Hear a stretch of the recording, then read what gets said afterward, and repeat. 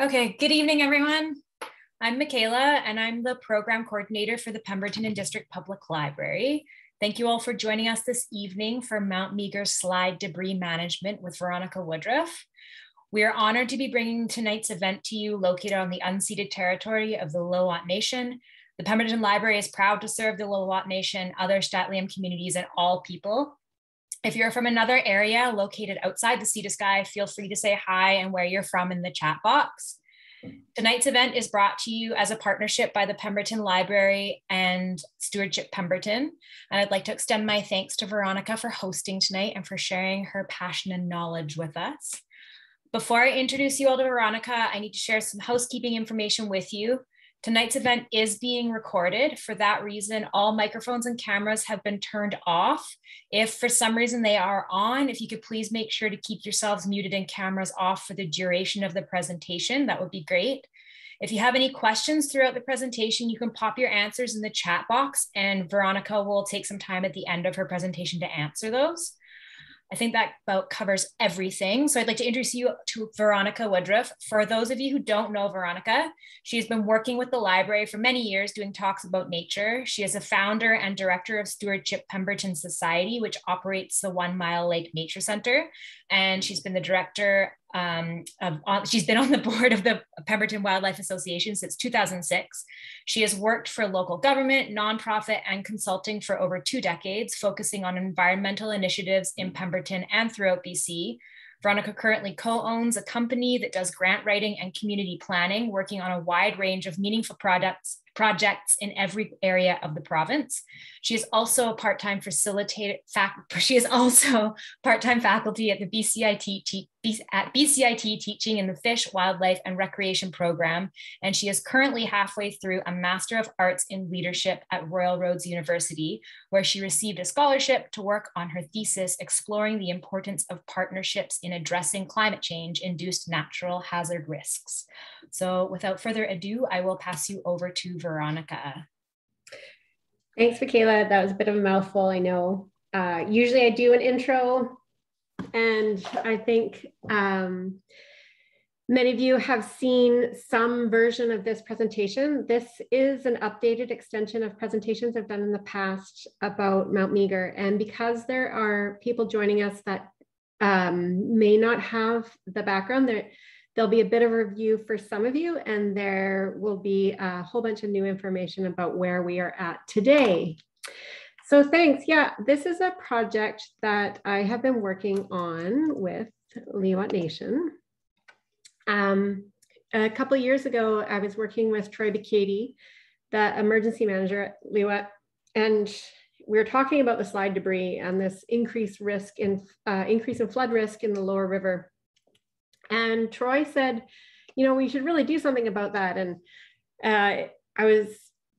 we had talked about that early on when the slide first happened, you know, like we should broadcast seed alder or do something. And he said, well, let's see if we can get a grant. And we applied to the Habitat Conservation Trust Fund to looking at revegetating the slide debris to try to control some of the sediment movement off of the debris field. And so they said, hey, this is a great idea, but let's develop this a little bit further. And so they granted seed funding to look at partnerships and develop our project scope a little bit more. And so this is what this presentation is about. And so tonight, everything I'm going to talk to you about tonight is within Lillooet Nation traditional territory.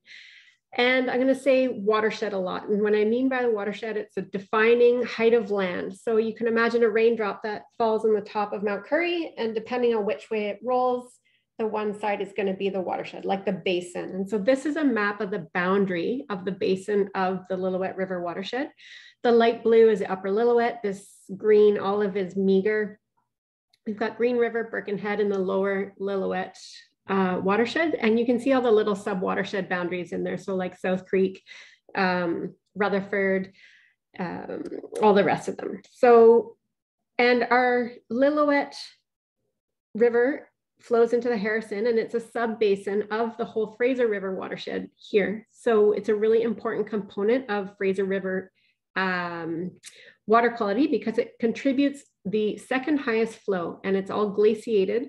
So really cold input of water into the Fraser River. So all of my maps and things, I'll have a citation and all the photos as well, unless they're my own.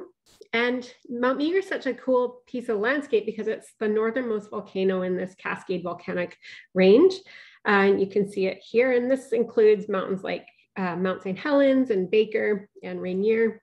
And all of the geological activity really stems from this Juan de Fuca plate and the subduction zone where you know, there's this talk about the next big earthquake and where it's going to come from. And there we are. And you can look, actually, I just pulled this today for fun. I love all the online data you have access to through, this is Earthquake Canada, and you can see the subduction zone there just by the earthquake activity over the last 30 days, and then continuing down onto the USGS, and you can see the fault lines there. So, Mount Meager has this cool 2 million year history of intermittent explosive volcanism. So a really long history in terms of a geological time frame, but it erupted last time around 2,400 years ago. And that eruption came from this north side on Plinth Peak, and it was called the Bridge River Vent. And you can imagine Mount Meager is actually like a series of peaks, like a king's crown. And so the last time it erupted, it wasn't just a puff of smoke. You can see here, one of the main risks with volcanoes is the tephra, or the ash cloud. And you can see the ash cloud of Mount Meager about 2,400 years ago. Most of Southwest BC was covered out through to Calgary and close to past Hinton. And so these are some pictures from a friend that lives up at Gun Lake, and you can see that deposition and how deep that tephra is, very, very close to the Bridge River Vent. And the second risk factor with volcano is this pyroclastic flow, which is that roiling mass of like all the gas and rock and debris, lava and melted glacier and all the rest. And so that has all the power of the volcano behind it. So here is Plinth Peak, and the Bridge River Vent is just on the other side here. And when it erupted 2,400 years ago, the pyroclastic flow created this dam, the Lillooet River, that backed up the Lillooet into this huge lake. And then over the years, the Lillooet River cut down through that flow. And here today, we've got Keyhole Falls, where the entire river just shoots out from the center of that remnant flow. And so there's been new work that was done in 2019 that modeled what would happen if Meager went through an eruption again. And you can see here, this pink is a large scale volcano modeled using data from Mount St. Helens, which is also a stratovolcano, similar in, in topography to Meager. And so you can see here's Pemberton. So a volcano would have some significant effects to our little town. And the final risk with volcanoes, we all know, is lava. Apparently, Meager lava is not as viscous as lava you might see in Hawaii or something like that. And also the model didn't work very well because of the steep drop at Keyhole Falls. And of course, some really neat things about Meager are happening. The fumaroles that opened up in the glacier as the glaciers began to recede in 2016, which has initiated interest across academics to go and check out what's going on there. And even just as an individual wandering around looking at goats, you can find these cool warm vents on the side of the mountain that don't freeze at any time of the year. So despite that, Meager is still considered a dormant volcano. But the reason I just brought it up today, because we're going to talk about landslide risk and how that relates to town. This is a map of glaciers, the glacier recession. So specifically, if you look here, the dark blue is ice loss in the last 20 years of 0 to 10 meters. This is up to 2016. And the red is up to 100 meters of ice loss. So quite a large range of ice loss here. And as the ice is moving back, it is exposing these areas of instability. This number 2 here is the Capricorn Creek slide from 2010 that we're going to talk about next. And this big one here, that is called the slope of concern. And a couple quotes about real experts around Mount Meager. One was from Rick Guthrie, who said that Meager is essentially a mountain made of ball bearings. And Glenn William Jones, when speaking to CBC, his way to describe it is that this big, massive mountain is rotten. And so you look at the slope of concern here, and that slope is moving up to 3.5 centimeters a month and is monitored in real time. And the reason I bring this up is because as we continue to see glacier recession and the potential for these large-scale landslides, there's 2 recent reports that say a depressurization that's significant enough could possibly trigger an eruption. So just something to consider. But I'm going to talk now more specifically around the 2010 landslide. I should say I'm going to talk for about 40 minutes total. And if you have questions, just plug them in the chat. I know Michaela did say that. And then at the end, we can come back and answer all the questions. So this is looking at pre-slide. This is Meager Creek coming in to meet the Lillooet River. You can see there's a ton of disturbance even prior to 2010. And so it does have this really long history of these larger landslides from all of these different drainages that come off the mountain. And this is a picture from 2011 after the slide. So you can see the amount of deposition that has occurred following the landslide in 2010. So this is the before and after picture. This is the secondary slope that completely collapsed. That's in the before. This is a hard picture. You can't really see it there, but, and again, it's completely missing from this after picture here. This is from this report. This is before. You can see this huge convex roll. If any of you people on the line that know avalanches, huge convex roll, you've got some permanent snow that's melting away. The slide occurred in August and was initiated because of rapid melt. And here's the picture of after. So this entire peak has peeled away, equal to about 50 million cubic meters. That's considered the largest landslide in Canada. So again, there's that before picture, and here's the after picture. So this scale of landslide actually created a seismic trace almost 3,000 kilometers away, both to California and Alaska. That's a helicopter for scale. Yeah, so a really, really significant amount, size of a landslide. We are a bit stalled here. So this is a cool model of what happened with that landslide. And you can see that it comes down the mountainside, it hits the mountain on the other side, and it does this great big sploosh one side that deposits upstream Meager Creek and then downstream into the slide debris area that we're looking at tonight. And this is right after the slide, the day after. Meager Creek was dammed for almost 19 hours. And this is looking at it before the dam had let go. They did evacuate portions of the upper valley, thinking that this dam might collapse all at once and all this wall of water and debris would end up in the meadows. That didn't actually happen. This is looking at that slide debris looking upstream. This is 2 years ago. You can see that there is a ton of material still sitting there. It hasn't been revegetated. And also, even just by looking at it, you can see how mobile the material is. And yeah, so we talked about this map. This again is that glacier recession map, which is really a cause for concern for additional landslides. So what does this mean for us? This is about 65 kilometers upstream of the Pemberton Valley. And we are going to talk a little bit about now how it is affecting our flood risk. This is looking down towards Mount Currie here from the upper valley. This is an Oxbow. This is Oxbow Lake by the old outdoor school. And the Pemberton, this is the kind of landscape you would expect to see in the Pemberton Valley. where the river could just meander side to side as it willy-nilly. And we've been taking hydrology data on the Lillooet River since 1914. And a really big flood in the early 40s triggered an investment from the federal government.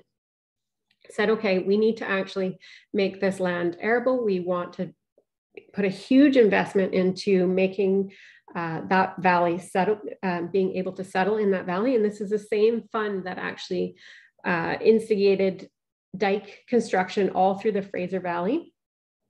And so what happens was 14 kilometers of Lillooet River meanders were cut off, almost 40 kilometers of dikes were built, and a huge section of the Lillooet Narrows was blasted out.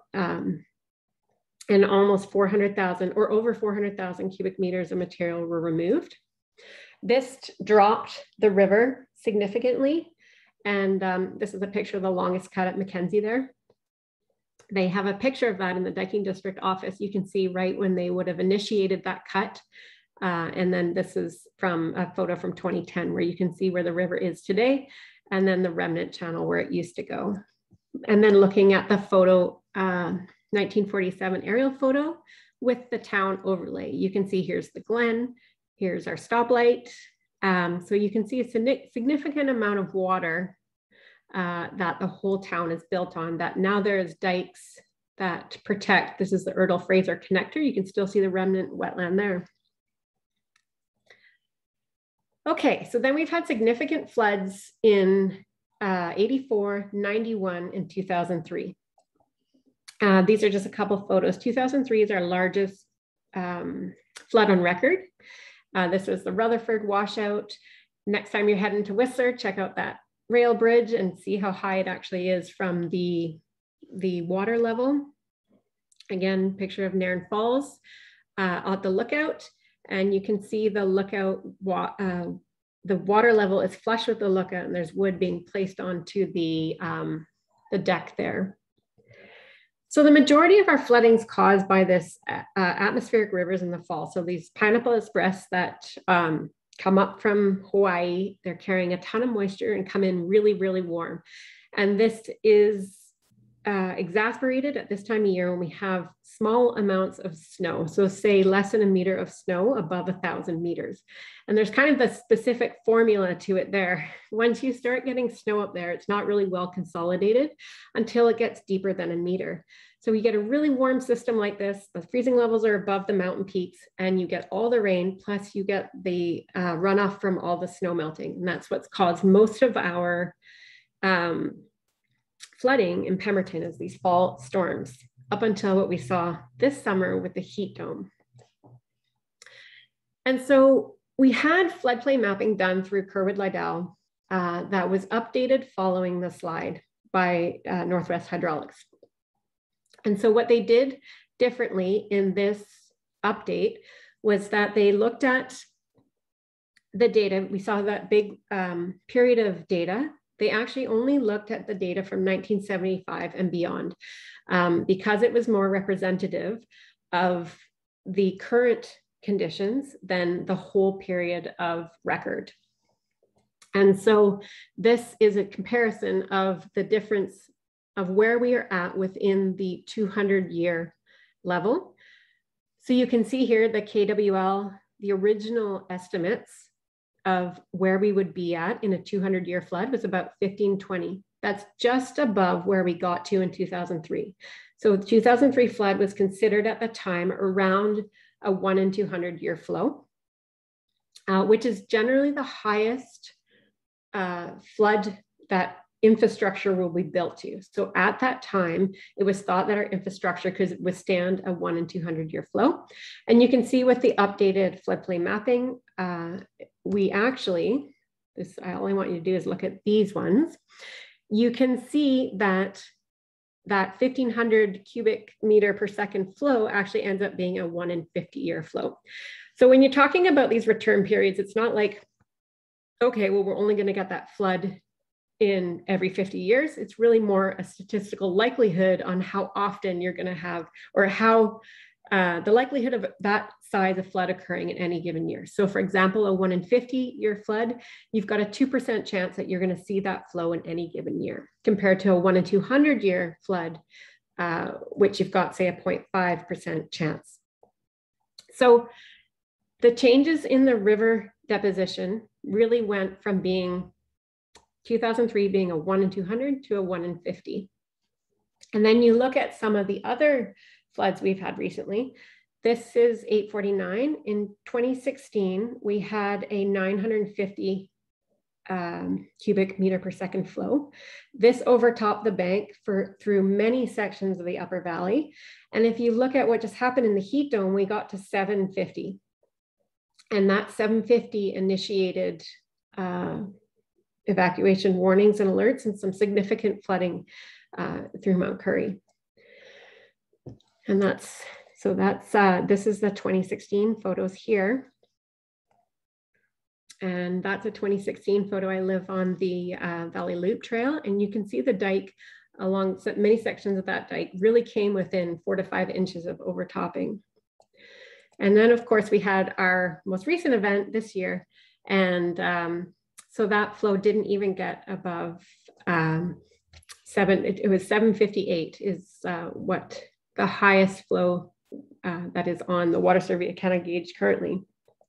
And so what has happened here is that the channel is aggrading. And so what that means is that all of this landslide sediment is moving downstream into the river and lining the channel. And so this has actually decreased the ability for the river to convey flood flow. And so what's being done about this is there's many things. So our original estimates of deposition was 30 to 40,000 cubic meters a year. That was from the original floodplain mapping. The updated floodplain mapping has increased that pretty much 5-fold. So you're looking more around 180,000 cubic meters annually being deposited through this lower reach. And what has happened now is estimates that the river bottom has come up about 0.5 meter. And so the Pemberton Valley Diking District is an improvement district that's in charge of dealing with flood risk in Pemberton. So they have the ability to charge taxes, and they put all that money into keeping us safe in the valley. So they do that through sediment removals. It's currently recommended that there is a sediment management plan, because this is enormous amounts of sediment coming down and depositing into the valley. It's being directed by experts with funding from external partners like the province. And so the Diking District has been undertaking huge gravel removals.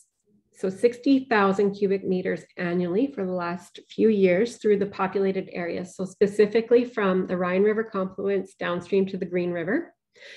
And they survey those cross sections. Within 6 months, that material is returned. So they're really getting a short period of reprieve and this ability to capture sediment as this huge influx from the landslide is moving down into these reaches. More so, the sediment management plan recommends taking 100,000 cubic meters out at above the forestry bridge, and also 30,000 cubic meters below the Green River confluence. So a huge amount of material to try to manage to keep the valley within some reasonable level of flood risk. So this was our motivation to look at Mount Meager landslide debris and say, okay, well, what can we do about this huge problem? And what we looked at it from an ecological restoration perspective. So ecological restoration is the process of assisting recovery of an ecosystem that has been degraded, damaged, or destroyed. So I am using this definition because sometimes when I talk about restoration or rehabilitation, people have this image of pushing the sediment back up the mountain or just moving it out of the way. And really it's just to aid in the successional processes at that landslide site that would naturally have occurred. And so back to this slide, you can see we've got a ton of material that's easily mobilized. The other thing is, this isn't material that's easily planted. This is looking at the slide debris from the forestry road. And you can see it's really mineral, it's really rocky. There's not a ton of regeneration naturally of plants. And so this kind of scale of restoration has been done before. It's been done in mining and it's been done in reservoirs for BC Hydro. If you've got a place at Tyotin or Gun Lake, you might have seen the revegetation trial plots in Carpenter Lake. So BC Hydro has been doing trials to figure out how to best rehabilitate portions of their unused reservoirs. And the way they do that is through trials. So they do basically test plots, what's going to work the best. And this is something that I've worked on in the John Hart system. And using innovative techniques like making materials rough and loose, incorporating materials from other sites, native materials, to allow more organics into the soils, really helps aid those successional processes. This has been done in the slide debris. This is looking at Mount Meager in the back here, and this is the Capricorn slide. This is Alena Creek, and this was a channel that was constructed right at the toe of the slide debris. And this was done in 2016, and you can see the amount of natural regeneration that's occurred since we constructed the project. There are areas of natural regeneration that have occurred. You can see this here along a channel of the Lillooet that's then moved away. And again, we would use techniques that are have been shown to be really successful. This is looking at Miller Creek in Pemberton, using bioengineering to secure a landslide site. That's just been working beautifully. These are two photos of it. You can't even tell it's there anymore. And so the idea was not to restore the entire landslide site. It was really to create corridors. And this is for a number of reasons. I'm not talking a lot about fish wildlife populations tonight, but they are really important fish and wildlife populations around Mount Meager. So the Lillooet, both Lillooet and Meager have populations of coho, Chinook, rainbow trout, cutthroat trout, and bull trout. And so the idea was to really focus on some of the more sensitive habitats like riparian habitats, and then to create corridors in areas that would have the highest likelihood of success. And then we had our heat dome. So this is a picture taken at the height of the flood that occurred this year. And you can see how unconfined the channel is along Meager. You can see how muddy it is running off the slide debris. This is the Lillooet here coming in. And when we saw this, we realized we are not going to be successful at all unless we start to deal with the channel. And even when we were talking about only vegetating, we really still were looking for a lot of partnerships, but this really only kind of lit a fire to just expand, really cast a wider net to be able to get more people involved in dealing with this site. I'm going to skip this slide. This is just, this is a picture of a root wad going by in the heat dome, which is, I know that it's probably not going to show that well, but someone mentioned it here. It's like probably 20 men couldn't move this. And, but there it is, the power of this river. We really want to work strategically and smartly if we're going to start throwing money at this site. And so what we've done to date is that we've created, like I said, we've cast a really wide net. We've engaged with a number of different people from government agencies.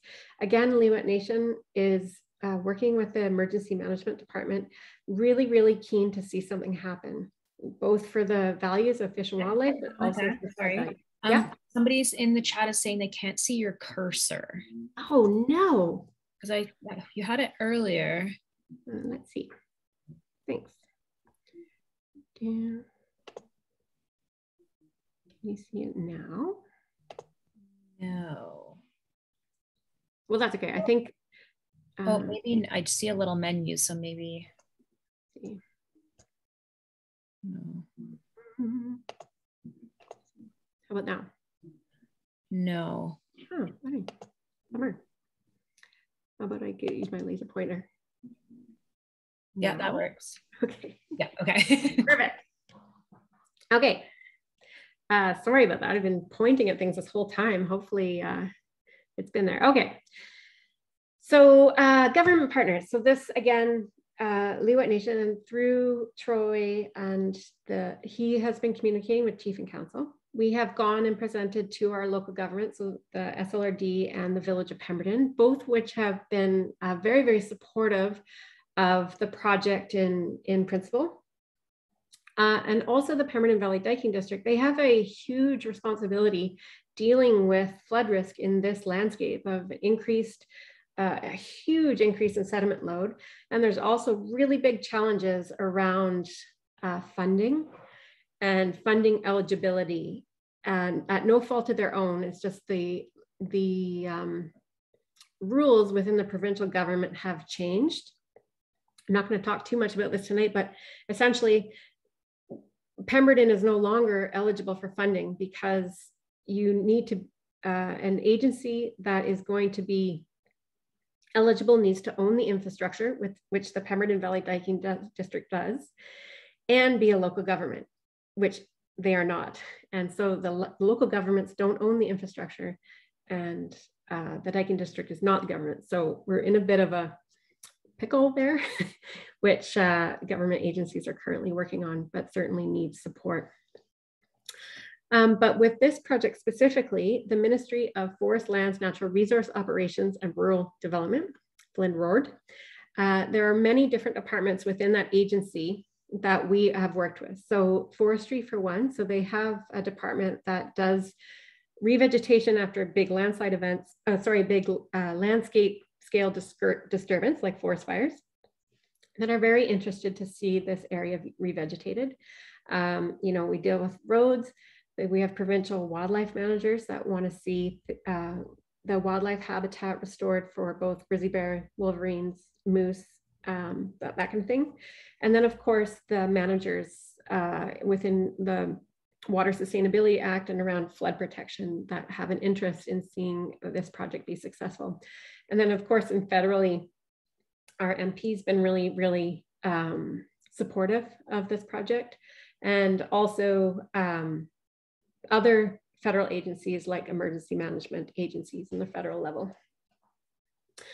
We've reached out to all the industry in the area, and we've had some really, really interesting support. So for example, Continental Pole gave us a call and said, hey, I've got all these wood chips here that could be used as organic matter. And the pumice mining trucks that mine at the toe of the Meager, they don't like to run their trucks in empty. So they'll truck the Continental Pole's extra organic matter out there for us that we can incorporate into the site when we're ready for planting. Interdex runs a hydropower project right at the base of the slope at Mount Meager. They recently did some groundworks and they stockpiled all of their topsoil material. So we have a first big pile of topsoil sitting there ready, also waiting to be integrated. And then we just talked this week to Meager Creek Development Corps, and we had met with them in the spring. They are doing some geothermal work around hydrogen capture. And I think some of them are on a call today. And I don't want to butcher their industry, but they are doing some really innovative things around geothermal. And as part of that, they've had to do assessment. And they said, well, hey, how can we support you? And we sort of looked at the map and said, we're focusing on the slide debris area. It'd be really great. They said, okay, yeah, we're going to fly all of these drones to capture these, create these 3D elevation models, and we can do that for you. And so what they did is they flew all of the slide debris and took all the imagery. And so now we have these really high resolution imagery and data set that can be used to really understand things like vegetation growth, changes over time in both vegetation and elevation. So the work that they've done can actually be integrated into this 3D model where you can look at changes over time to sediment deposition and movement, which is really, really exciting because that leads into our academic and research partnerships, of which there's been many. There are, because we have these great titles like Canada's most active volcano and largest landslide in Canada, it has initiated interest from an academic community, not only in BC, but really from international students. And so this has really stemmed through conversations with Glenn William Jones at SFU through the Center for Natural Hazard Research, who has been a really great connector because they've been doing so much work, him and his team, with Brent Ward at Meager. We initiated this conversation and I said, okay, Glenn, this is great. Hey, I've got this problem. I think I need some geomorphologists and some hydrologists to help me. Can you recommend anybody? And he connected us up with Marwan Hassan and a couple of other people from UBC. And we had this really great meeting in August, and we were expecting about 6 to 8 people, and we had over 20 professors and researchers from around North America that says, well, hey, I've been doing this in the area, and well, I might be interested in this. And so just these partnerships with academics is really, really important because the kind of research information that they can provide, you would never be able to afford as a local government. And having academic partnerships and these researchers on the ground that can provide real world application and a knowledge product, and in addition to that, is really, really interesting. And so, for example, I didn't know this, but University of Illinois, Professor Peter, who worked with Marwan at UBC, he actually does research projects with the University of Illinois in the watershed. Of course, they haven't come here since COVID, but he's really, really keen on doing some of the work that'll extend perfectly into the research, into the data that's being provided by Meager Creek Development Corps. Other research in the area, we've got a PhD candidate from Vietnam doing work on emergency communications. And yeah, I've all the work that I've been doing through Rural Roads is going to be focused on understanding the importance of partnerships in addressing natural hazard risk.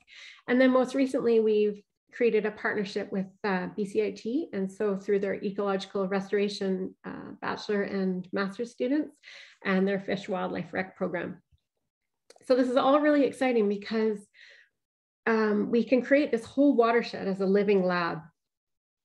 And because it's not only the slide site, this is a slide site here, but if we can focus, the area that we're looking at is a slide area, but we do recognize that there are issues all the way down to the watershed, and really leveraging these relationships to look at a more watershed broad approach is really, really interesting.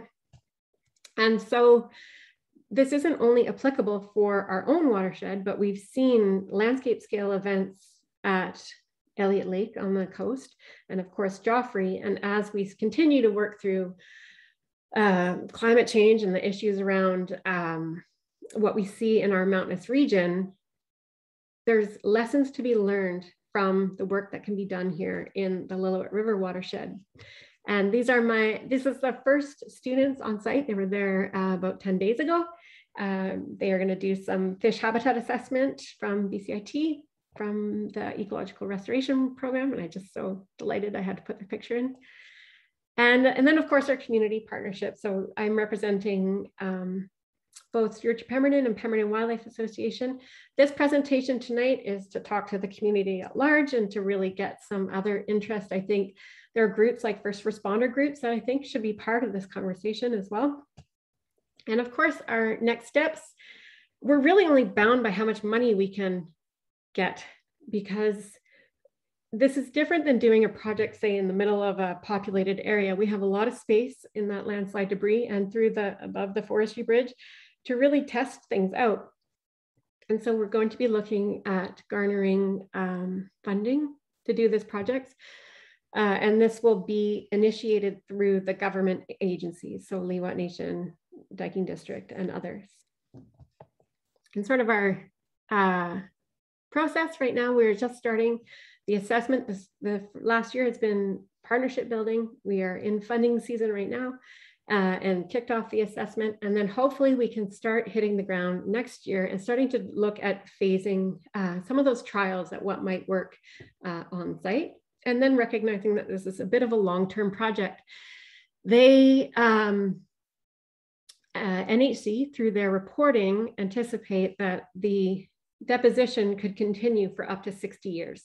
So, you know, this isn't something that we're going to fix quickly over the next 3 years and be done with it, but doing nothing really doesn't seem to be an option. Even if we can, for the amount of money that the Diking District has to spend on gravel removals, even the 60,000 they've been doing already, forget about the 30 downstream and the 100,000 upstream. These removals are incredibly expensive. And even if you can stem the tide by 10% of the downstream flow of that material, it seems like something important to work on. And my final thing is the number one question that everybody should be asking, yeah, but what about another landslide? Or what about that volcano? That is absolutely valid. And, you know, working in geological time, it's so uncertain. And again, I think it's a good motivation to continue to try to move forward to do something in the interim, especially since we have seen so much buy-in and interest from a whole range of partners. So thank you. That's all I have about this exciting project. It's been so delightful to work, to have so many people come out of the all these different partners being, wow, this is really interesting. This is really cool. And it's really just taken us to ask for help from them, for them to step up. So that's really great. So thank you. I think that was 40 minutes. Thanks, Veronica. If anybody has any questions, I will allow you to unmute yourselves, but we are still recording. Just keep that in mind. Or if you want to just put them in the chat box, you can do that as well. No questions. There may be some experts. I don't know who's on the call, but if anybody else wanted to jump in, if I've missed anything too, I can just stop sharing.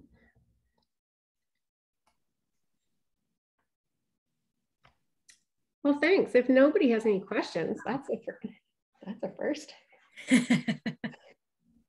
I guess one thing I would say is like, okay, I'm interested. How do I get more involved? I'll pop my email in the chat. I think that's a good way to start. We are managing the partners. So as interest comes in, sorry, and I am CA, not VA.